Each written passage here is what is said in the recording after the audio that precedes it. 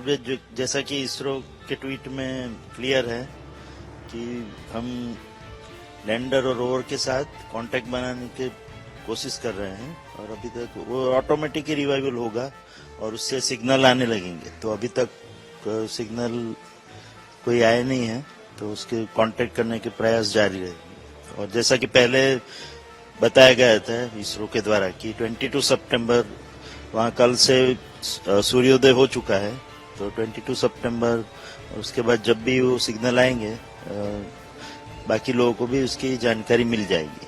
तो that is the official ISRO position.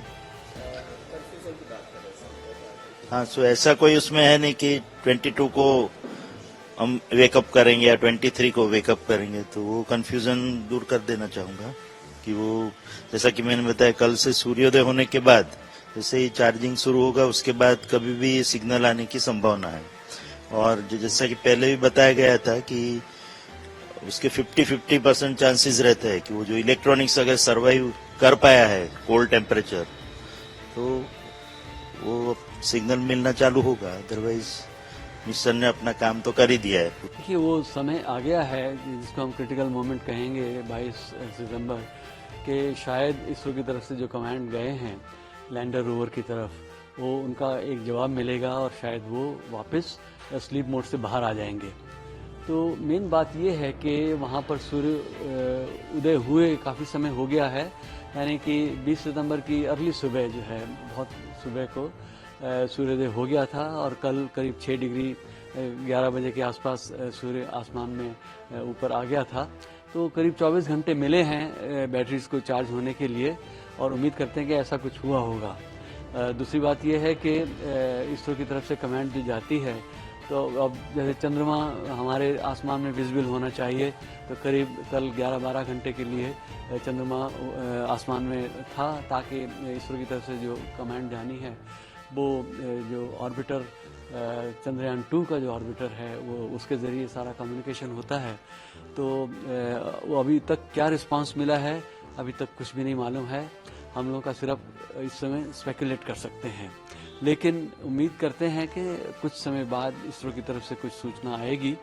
और यद्यपि इसरो ने ये कहा भी था कि शायद इतने कम टेम्परेचर में जो 14.5 दिन तक जो इंस्ट्रूमेंट्स रहे हैं तो क्या वो वापस दोबारा फंक्शनल हो सकेंगे या नहीं, इसमें पूरी तरह से एक जैसे डाउट था। तो इस समय कुछ नहीं कहा जा सकता, बस यह है कि परिस्थितियां इस समय सही हैं बैटरी चार्जिंग को लेकर के और मून विजिबिलिटी को लेकर, ताकि हम एक कम्युनिकेशन जो है सूटेबली उनके साथ हो सके। तो उम्मीद करते हैं फिर से विक्रम लैंडर और रोवर स्टार्ट हो गए तो इसरो के लिए नया इतिहास बन जाएगा।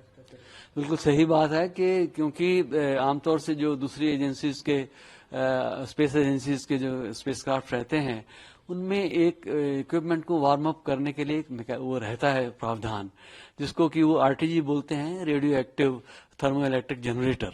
तो वो चीज़ इसरो ने अभी नहीं रखी है। और लेकिन एक जो है मल्टी लेयर फिल्म जो है जो गोल्ड कोटेड होती है इंसुलेशन के लिए उसको रखा, उसमें इक्विपमेंट्स को रखा जाता है। तो अब इस समय जो है एक बड़ा सवालिया निशान ही है कि वास्तव में ये इंस्ट्रूमेंट्स वापस फिर से फंक्शनल हो गए। अगर ये फंक्शनल हो गए तो वाकई में एक इतिहास होगा, क्योंकि इससे दूसरी स्पेस एजेंसीज के लिए भी एक उम्मीद बढ़ जाती है कि किस तरीके से वो अपने इंस्ट्रूमेंट्स को प्रोटेक्ट करें और उनको रिवाइव कर सकें। और अगर ये दोबारा हुआ तो इसरो के हाथ में फिर से एक नई साइकिल में, ऑब्जर्वेशन साइकिल में और डेटा मिलेगा। यानी कि अब अगर आज रिवाइव हो जाते हैं तो 3 अक्टूबर के आसपास तक जो है यानी कि करीब 12 दिन हमको काफ़ी डेटा मिलेगा। और डेटा, अधिक डेटा का मतलब ये है कि आपकी जो अशुद्धियां हैं जो भी मेजरमेंट्स के अंदर हो सकती हैं वो और कम हो जाती हैं, यानी कि आपको जो सिग्नल जो है वो ज़्यादा इम्प्रूव हो जाते हैं और उसके आधार पर आप ज़्यादा कॉन्फिडेंस के साथ अपने निष्कर्ष निकाल सकते हैं। Okay. See, we are right now very much hopeful that lander and rover will wake up, because ISRO has not very much committed that it is going to happen, but it's only a big question mark right now before us. Right now, the conditions have been sufficiently appropriate because sun rose early morning on 20th September, and on 21st September around 11 o'clock, it had already reached an elevation of 6 degrees or so.